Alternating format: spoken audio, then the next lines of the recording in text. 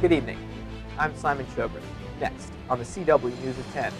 Well, Central Virginia may have dodged most of this latest winter blast.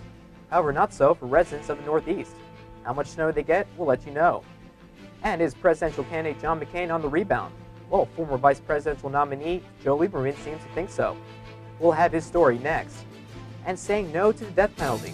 New Jersey becomes the first state in 42 years to ban the law. All this and much more less than a minute away next on the CW News at 10.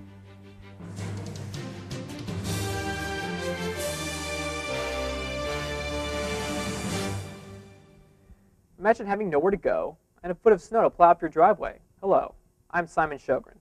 Well, that's what plenty of travelers and residents up in the Northeast had to deal with this past Monday as the first nor'easter of the season roared its way up the East Coast. Now, due to the heavy snow conditions, classes and flights were canceled across the area, leaving children happy and passengers quite disappointed. Not so, though, for the Patriot Jet fans who were able to make it out to the game at Foxborough.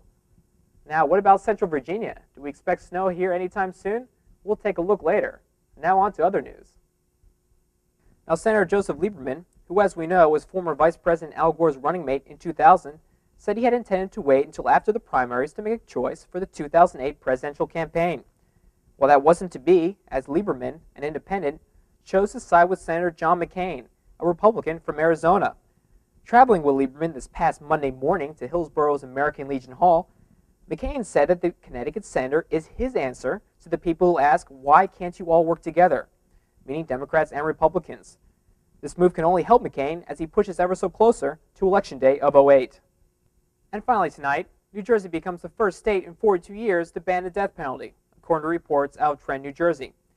The bill, which was approved just last week by the state's Assembly and Senate, replaces the death sentence, which has already spared the lives of 8 men on death row for committing various crimes in the state.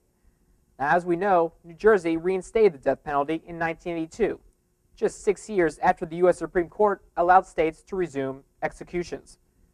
The bill was passed largely along both party lines, with controlling Democrats in the legislature supporting the abolition and the minority Republicans opposing it.